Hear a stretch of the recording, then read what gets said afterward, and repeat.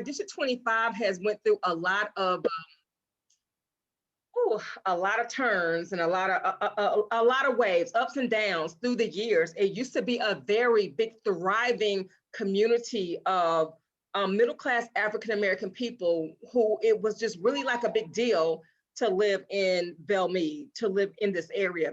And through the years, things have changed. Things have changed a lot. And we've seen this in the entirety of the county of Greenville. And so with that, in living here for the past some odd years, I still felt like, you know, instead of being frustrated about what's going on here and wanting to move somewhere where it was more progressive and people were doing things and thriving and doing so much, I just wanted to say, okay, instead of me quarterbacking from the couch, why don't I get out there and do something?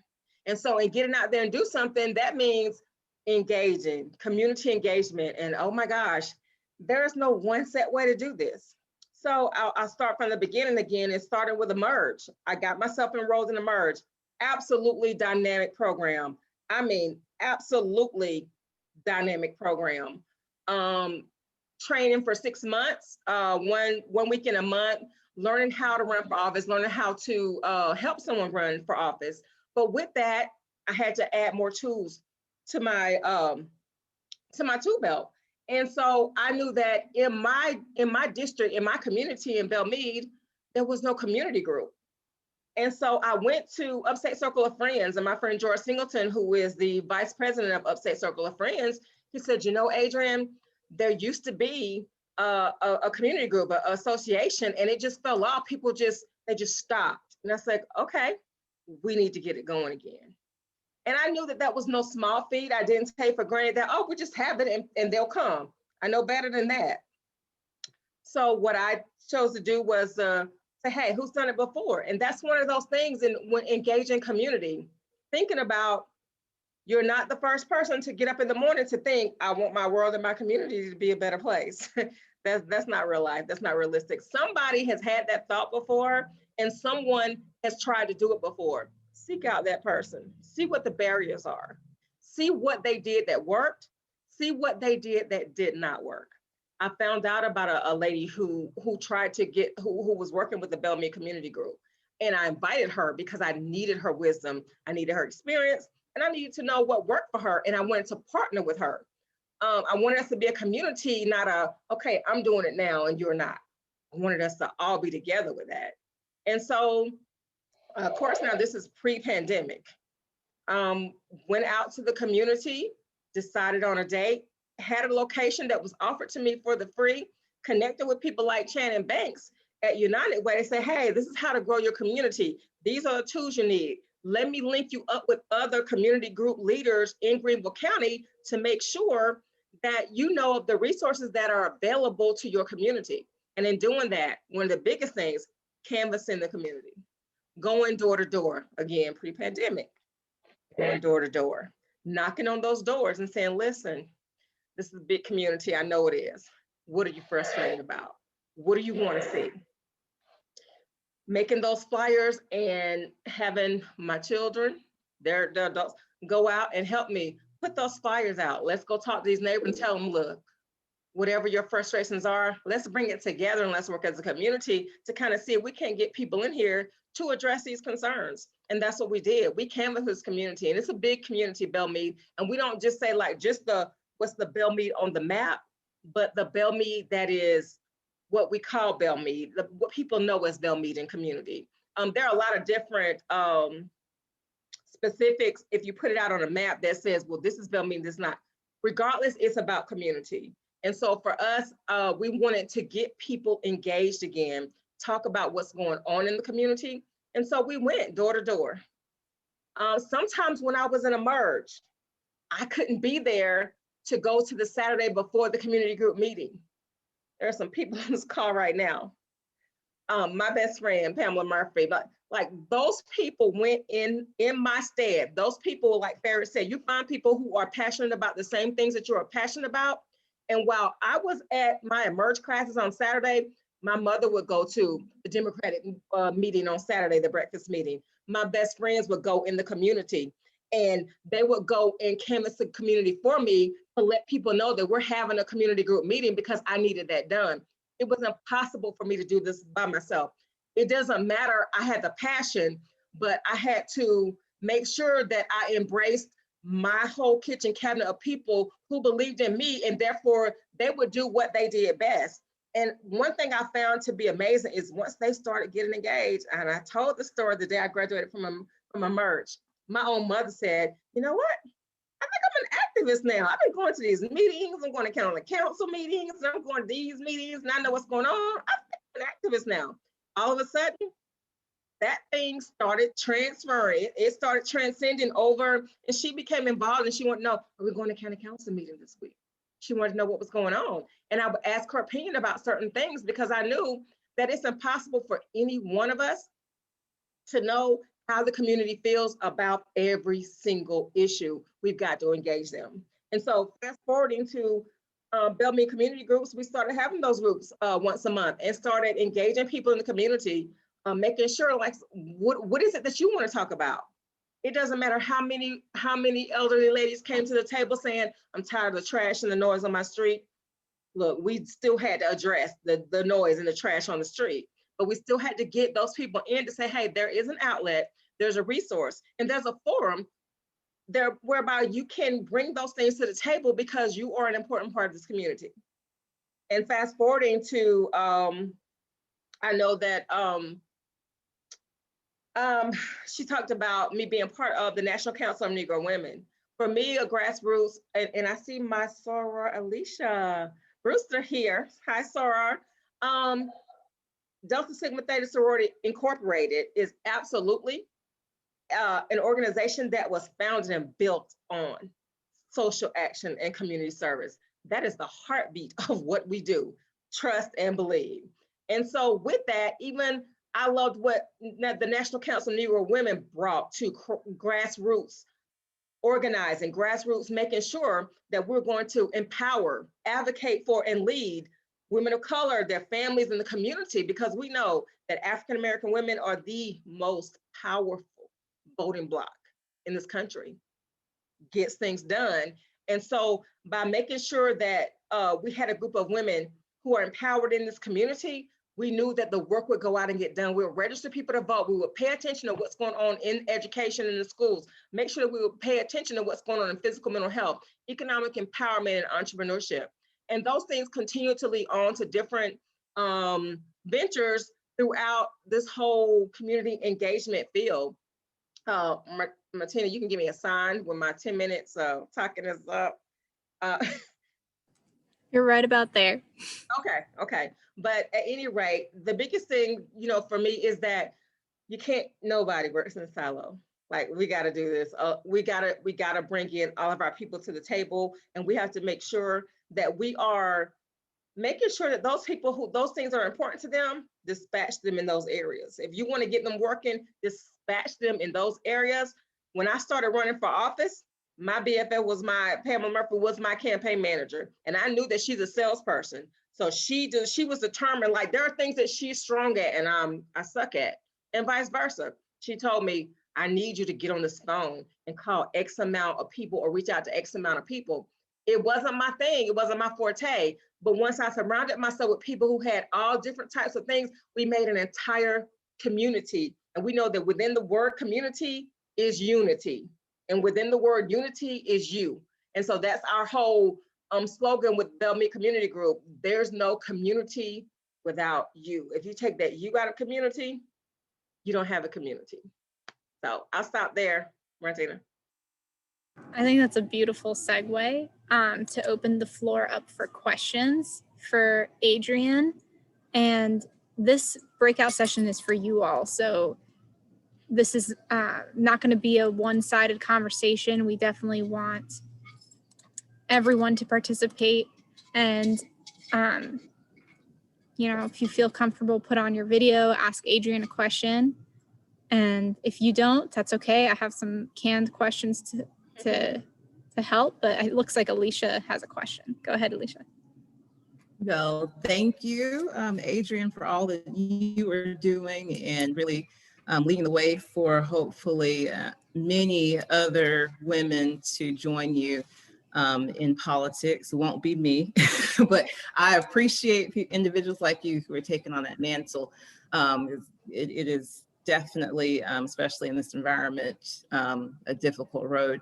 But I do have a question, something that I'm particularly concerned about in the Nicholtown community, where I am predominantly working currently, as well as in some other communities. The same issue still persists around the way that our schools were integrated decades ago. And a lot of students in middle and high school, for example, are going to different schools. And so when you talk about unity, one of the barriers that I find to unity is that kids do not know each other, they're rivals. There is not that unity in communities.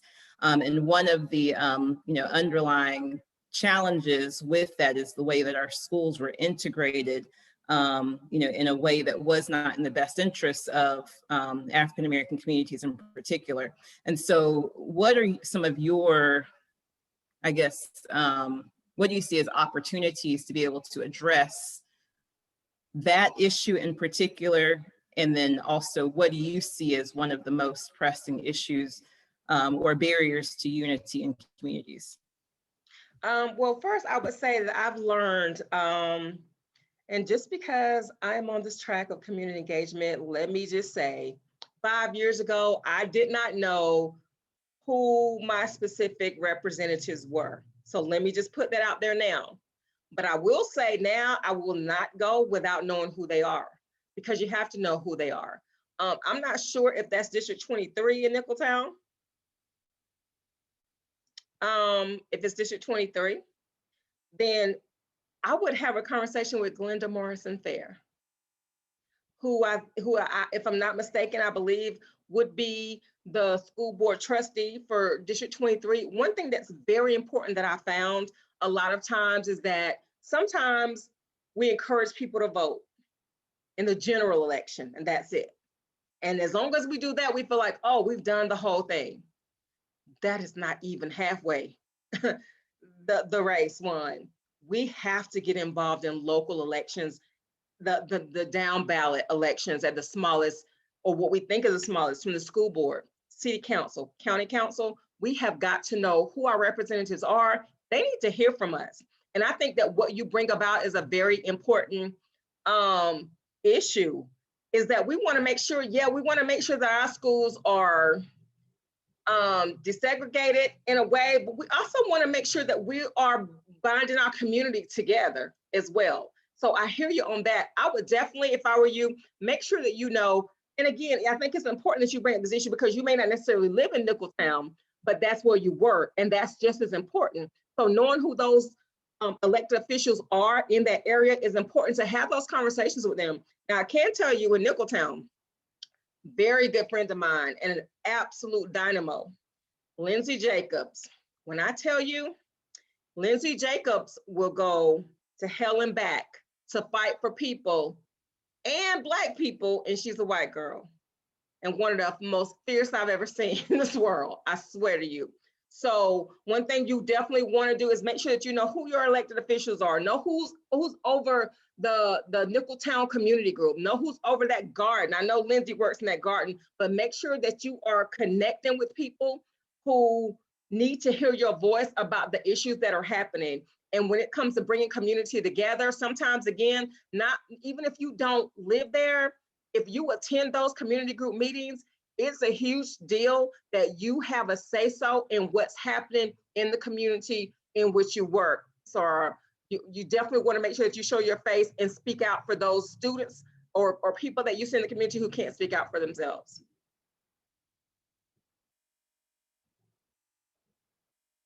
We do have a fierce leader. Glenda Fair is amazing. Awesome. So, yes. Yeah, Okay. she's definitely very much a vocal advocate for students in her district, as well as all of the districts.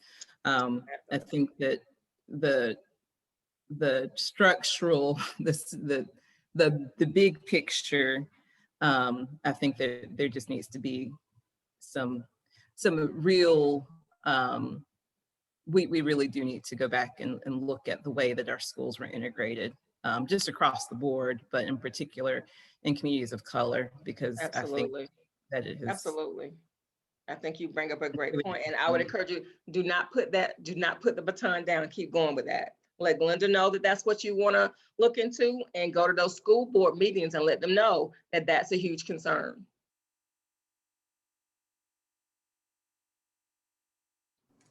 Thank you, Alicia. Does anyone else have a question for Adrienne at the moment?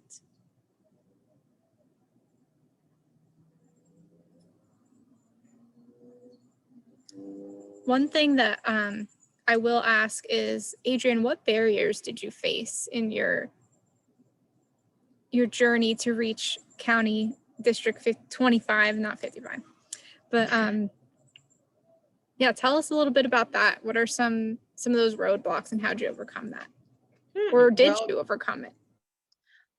It's a work in progress. District 25 is huge. It's a very big area. And so being able to canvas right around the time that a pandemic is coming and no one wants you coming to the door, let alone anything else, was huge. Once I got into a place where I started running a campaign, we turned into, now all of a sudden we can no longer meet in person. And so we had to depend on social media. And a lot of times, anyone who's at community group meetings will know the people that are there most are our senior citizens. They are devoted, they're dedicated, and they are the ones that you can depend on to be there, but they may not necessarily be the ones who are on social media. So being able to try to engage with them and find a way to do that. I depended a lot on social media. It was important to me, even in running a campaign and engagement, was that it was a people power campaign and something that the community was able to be the face of and the voice of. And so I did a lot of what I called Live in 25. And that gave the opportunity for people within the district to talk about, okay, so what are the issues that you see? A lot of times we see politicians, and I'm not a politician, but we see politicians go out and about and they talk about things that are happening and things that they want to do and they're going to do and they think and they. But what does the community want was what was big for me. What I heard in community group meetings, what I heard in county council meetings, what I heard when I listened in, even in the state house for my district, it was a big deal over making sure that the people's voice got out. So I saw out an opportunity for the people to be the voice of a campaign to say, hey, this is what my frustration is. Can we get more of this? Can we get less of this? This is what we're doing great. This is what we can do a better job with. How can we make this district thrive? Can we depend on a sole politician to do it? Absolutely not. I don't think it's any one politician's job to make sure that any community thrives. It has to be the base of it, the foundation of it has to be the people within that community. And I think the heart of that is within that community group meeting. So I always invited elected officials there to make sure that they could be there to talk about what they were doing, what was happening, but also give the people in the community an opportunity to say, listen, we are absolutely over the top tired of this. How can we absolutely do better with that?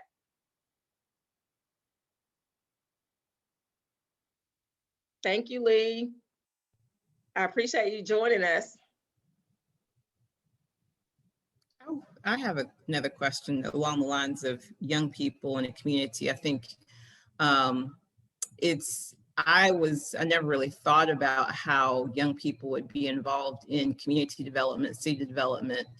And I was listening to a TEDx talk the other day about young people, youth, children, like classroom, children in, elementary school, even being involved in the city planning process and community planning process. And my question, I guess, is where are we, in Greenville? Have you seen that happening in our communities where young people are a part of, the actual planning process? Are they a part of the actual community? I know that they don't like to go to meetings per se, but is there an intentional effort to involve young people in the planning of our communities? That's a great question, Alicia. I know that it may not be that there's enough involvement in that. Different organizations will try to pull in young people. I know as a member of League of Women Voters, we definitely tried to go within the high schools to make sure that we were not only trying to register high schoolers to vote, but making sure that we were teaching them about the history of voting and addressing those issues and concerns they had about why should they vote in the first place. There are some organizations, as you know, even with an organization like Delta Sigma Theta, something like Delta Gems, or those type of things would give young people an opportunity to participate in some type of civic service. I would love to be able to go into the schools to talk more and make sure we're encouraging young people, especially young girls, especially Black girls, to say, hey, the community needs you. This has to be not an exception, but it has to be almost an expectation to make sure that you're playing a part in ensuring that you are going to be part of making sure that your community is thriving. Within the National Council of Negro Women, Javelle Ford, I'm not going to call you out, but we're waiting for you. But anyway, National Council of Negro Women has not only persons who are like 39 and under, an opportunity for them to engage and get involved. We also have youth coordinators because youth are able to get involved in this grassroots work in the community. And so different places like that or different organizations like that absolutely have an opportunity to do that. I would love to see it happen more. I think it's imperative that even on the elementary school level that we get our young people involved in civic engagement. We cannot wait until we need to be able to explain to them how those things are affecting them today. And we need to make it an absolute priority that they are getting involved. I know that we have organizations like, and I'm just gonna, I know this is not necessarily a partisan venue, but I'll just say from an example, like Young Democrats have, they're actually meeting tonight right now, talking about some of the things that they're doing in the community, but I think more and more that there need to be more organizations who are putting out efforts or putting out opportunities for young people to get involved in civic engagement to ensure that they understand that everything that's happening now, that these older people that are making decisions, they're making decisions about what's going to happen in their world, and most of the people who are making decisions won't even be around to see those decisions come to fruition.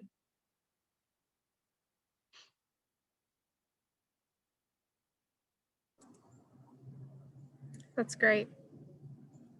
Anyone else have a question for Adrienne before I jump to the next canned question? Okay. What, kind of an evolution of this, what is one change or evolution that has happened over time? As far as, I guess, that you've noticed in your time of running for office, anything promising that has changed, anything that's changed for the better, for the worse? I would say that I'm definitely very inspired by young people, by leaders that we have. They may not, I know that a lot of times young people do get a bad rap about not being involved in things. Sometimes, though, we have a tendency not to want to embrace them or not to want to hear their ideas because they're so starkly, vastly different from the ideas that we have, but in not realizing that there's so many different generations that need to be embraced, that need to be inclusive. I think that the biggest thing that anybody who is in social or civic engagement has to embrace, regardless of what generation or era in which you grew up, social media is changing the face of how we do anything. Even in face-to-face civic engagement, in order to get people there, you're going to have to utilize social media to get to those people, and also find a way to get to those people who don't utilize social media. But I think it's important for people to realize that even if you're in a certain generation, I definitely didn't grow up in the social media age. I'm older than I look. But if I don't know it, I just find the younger people who know how to do it and help me and teach me, because you can't disregard it. You can't discount it just because you don't know how to utilize the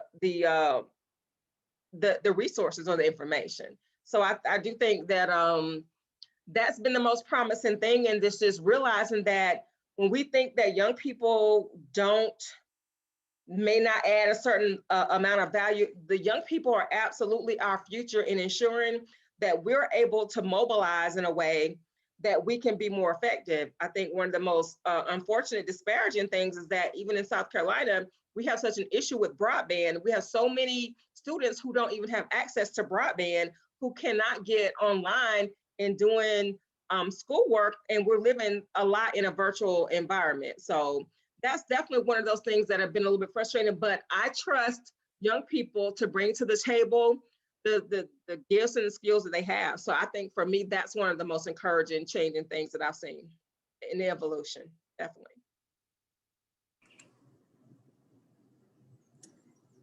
Mikia, it looked like you went off mute. Did you have a question for Adrienne? And I hope I pronounced your name correctly. Okay. You said it was Makia? Yes. Makia, do you have a question?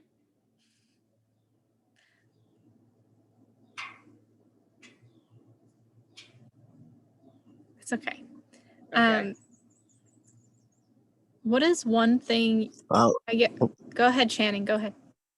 No, I didn't mean to interrupt. I was just going to say, I was going to piggyback on the point she was making. I remember a meeting I went to at Belle Meade. It was a while ago, pre-pandemic, of course. Adrienne came up with a good comparison of, not like apples for apples really, but with Nipsey Hussle and Martin Luther King, and trying to really foster the connection between the older generation, the younger generation. Like, we have different heroes and generations, and they may not look the same, or, maybe come from the same background, but in many respects, Nipsey Hussle was a hero, and is a legend in many different ways to a particular generation. So, just encouraging people, they need to understand the Martin Luther Kings and the Malcolm X's, but then, some of the older generations need to understand the Nipsey Hussles and other people, the Kendrick Lamars, and we have a lot of J. Cole rappers out here. Starting nonprofits and doing things in the community, building homes in the community. There's a lot of local heroes who are using their money for good. So, they need to understand that too, and not just kind of turn their nose up and frown because, certain stereotypes. I'm just different now. So I thought that was a good connection, always stuck with me, even though it was a while ago. Yeah, Channing, that seems like it was so long ago, but you're right. And that whole comparison came because, again, I'm going to be 53 next month. So, Martina, I'm going to be 53 next month. So when I kept seeing on social media, Nipsey Hussle died, I'm like, who's Nipsey Hussle? I don't know this guy. I don't know who he is. But because there were so many people that I saw that it impacted them in a certain kind of way, I imagine that the way his death impacted young people today likely may have been the same way that Martin Luther King's death impacted other generations before. And we cannot minimize either one. It's important that if we want young people to respect the leader that Martin Luther King was, we need to respect who Nipsey Hussle and other great leaders mean to this current generation. We can't force them to identify with our heroes of the past. We have to also be willing to embrace their heroes of the present. So thank you for that, Channing. Yeah, no problem at all. I love that quote.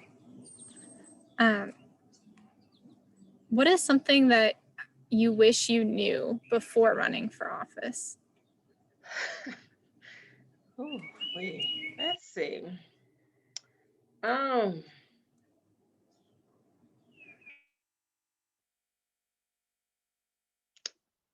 Wow. I will say, and not that I definitely didn't know everything, this may sound really petty. And my BFF was my campaign manager. We made yard signs that was not only one-sided, but they were also had the date of the primary of last year. We can't use those anymore. We weren't using our minds or our money wisely. Pamela Murphy. Yeah, I will say that thankfully, my time in Emerge, and I would encourage anyone who is thinking about either running for office or thinking about helping someone run a campaign who's running for office, I would encourage you to join Emerge. Emerge prepared me in such a way that there was not a whole lot of surprises, but there were some things along the way, and I'd love for my campaign manager / BFF to chime in on that. Absolutely. I just put in the chat. We didn't know. We wanted to get as many signs out as quickly and as soon as possible, which would have been fine. We should have eliminated the date, so it could have been used at a different time. So you live and you learn. And I see that my daughter says that she wasn't able to unmute my Kia because my grandson is screaming in the background. And so, and I said, I'm the mother of 4 adult children and 2 grandchildren. One is screaming in her background in Atlanta where she is joining us. And my other grandson is in his room where the house where I am screaming. But, you know, one thing too, I would say we have to make room for is real life situations, real life engagement, and understanding that knowing the community that you're living in, making sure that you know what's up with your community, that you know who the people are. That I know that in Belmead, the rental rate in Belmead is, rather than most places where the people rent is 40% and home ownership is 60%, in Belmead is just the opposite. It's 60% rent and 40% home ownership. And so absolutely knowing what's going on makes a big difference. Thank you so much, Shelby. I appreciate you. I think she's gone now, but Shelby also played a great part in my campaign. She was awesome. But knowing your community, knowing what the issues are, knowing what the unemployment rate is, knowing what the wages are, knowing how many single parent households there are in your community, and understanding how to engage with those people who are in your neighborhood. They don't want to hear from somebody who's standing up on a pedestal and saying, okay, we can do this, we can do that. If you don't even at all understand what's going on, nobody's going to be able to relate to you. And so one thing that I decided is, because I don't have a corporation or all of these things, I was just a regular person in the neighborhood, but I felt like it was the right thing to do to make sure that people in the community have a way to come together and voice their opinion about what happens in their future. And I think a lot of times that's not often included. The people's voice, one person politician's voice is, but the people's voice hasn't always been included. What do we need to do to include the people's voice? What needs to happen to move that important work and mobilize the community? Me personally, I'm a big proponent of giving young people a voice. I don't see myself as a young person, but I do see myself as the new guard, because I got into this once my children were adults and I was able to give more free time to community things. So they talk about this old guard and new guard. And a lot of times they say, like, the new guard sees it as, you got to ask permission to do this. You got to lend credence or kiss the ring or go make sure that you get permission from someone to want to work in the community or want to step up to the plate or want to run to office. I say that's crap. That's absolute crap. I think that at the end of the day, if someone wants to do this, we have to lend credence to those people who want to step up. We need succession plans. We need to make sure that young people don't have to wait for someone to die or retire in order to step up in leadership. We need to see younger leaders, way younger than me, stepping up to the plate and having a say so about what's going on. But if we're not willing to embrace what they bring to the table, even if it's very different than what we bring to the table, we're going to continue to have this huge disparity, generation gap in those leaders who are coming forward. Young people have awesome things to bring to the table. Absolutely, yes, it would be great. that they respect and embrace the wisdom of generational leaders in past. But it's gonna be their world. And then, I mean, for someone like me in 50 years, I'm not gonna be here. But someone who's 25 years younger than me is going to, and they need to have say so in what's going on in their community and their neighborhoods. We need to embrace them and not feel like they're so young. We need to speak their language, speak in a way that they are talking. Don't expect, well, back in my day, they did it like this, and a young person should come up and do that. We're not back in the day, we're in today. And we need to step up to the plate and embrace the fact that this is not just our world. Young people play a huge pivotal part in the future in what's going on in our communities. Yes. And to close, I kind of want to open this up more to the audience if they're able to participate.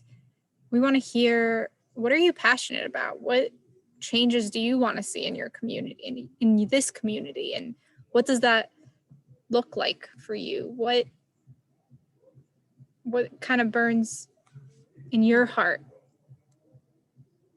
I love to hear from Erica and Karen and Angel. Like, those are some names of people that I don't necessarily know. I know Tony McDade, who's a longtime servant leader in the community.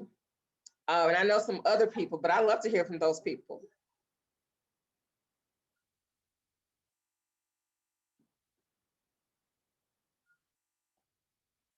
Who's gonna unmute first?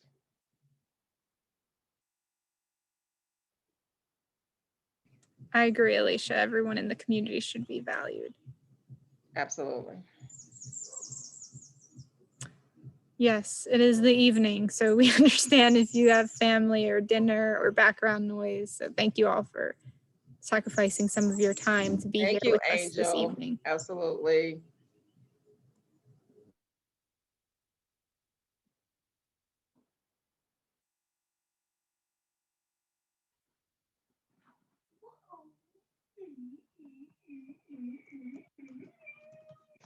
Yeah, and I think it's important to learn from, like you said, Angel, this, even if you're not from this area, it's so important to learn from other communities and to build off of each other. Hi, Adrienne. This is Hi. Erica. How are you? Thank you for your Good. time. I appreciate it. And also your story and sharing your story. One thing I am interested in is how you are able to engage multiple people from your team of your kitchen sink or your kitchen cupboard. And did you just direct them and say, I need you to do this, you do this, you attend this meeting, and then also help you with canvassing a neighborhood? And how did people, respond to you whenever you went door to door? I would say, Erica, I tried as best I could to kind of direct them in a place where I knew were their strengths. Like I said, for instance, my best friend Pam, she's a salesperson. So I needed her to, and I'm not a salesperson. So I needed her to encourage me or lead me in a way to be able to get the fundraising that we needed. That was her specialty. And she knew how to say, look, you know what, just two cups of Starbucks could go a long way in helping with the campaign and those kind of things, those ideas that she had. She said, all it would take is for you to do blah, blah, blah. And I was like, okay, I never thought of that. But I wanted to make sure that everyone's specialty, I tried to encourage them to go in the direction of what they were strong with. But I think also I gotta say that I have a great group of people that support me. And so my daughter is in the entertainment business. And so sometimes in certain ways, she's like E.F. Hutton. If she says something, and she probably doesn't know who E.F. Hutton is, but when she talks, people listen. And so I said, I need you to put this information out. I need you to say it because you have a huge voice in the community in a couple of places. And I tried to utilize those things that were big in certain people. If I had a friend in accounting, I need you to keep up with the fundraising, the books that are going on with those things. Those things that people were great in, I tried to encourage them to do those things. But a lot of times, just simply because they supported me and believed in me, they were just willing to do it. And some of it was new to them, and some of it they did for the first time, and they did it for me. I gotta admit, I was very fortunate and very blessed to have a very supportive team around me, but also I continue as I even prepare to run for office again next year. I continue to look for those specialties and those strengths in people that I know that sometimes when you're doing what you do naturally, it doesn't feel like work. It doesn't feel like something you got to learn. It's just like, oh, like if there's an event that needs to be promoted, someone may come to me because I can just get on the loudspeaker or I'm out social media and I just put it out there. You know, that's easy for me. Other things may not come so easy. So I try to just utilize the strengths in each individual person.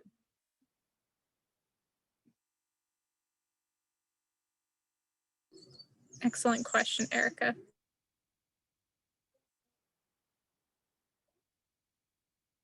I think we're going to be just out of time in a minute, but does anyone else have any last questions for Adrienne before we leave our breakout room? And I have put my email address in the chat. Please feel free to contact me if you have any questions, ideas, feedback, or anything. More than happy to discuss with you. Absolutely.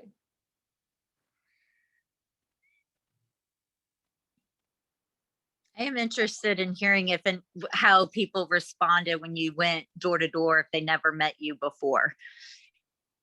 I will be honest and say in my community, I always said, I live right around the corner on the front street on Crestfield. I let them pretty much know. I didn't want them to think I was just some random person. I was like, hey, I live right around the corner. I was like, you know, they throw trash in front of my yard all the time too. And I tried to find a way that they could relate to know that I'm in the community and I have some of the same frustrations that they do. Yeah, no, that's good. No, Thank you, Tony. Thank you, Adrienne, so much for this awesome breakout session. Thank you, Martina, so much for facilitating. I appreciate it so much. Thank you guys so much for joining. I really appreciate you taking the time and wanting to hear about this. So I appreciate you so much for giving me your time this evening. Thank you. Great session. Thank you.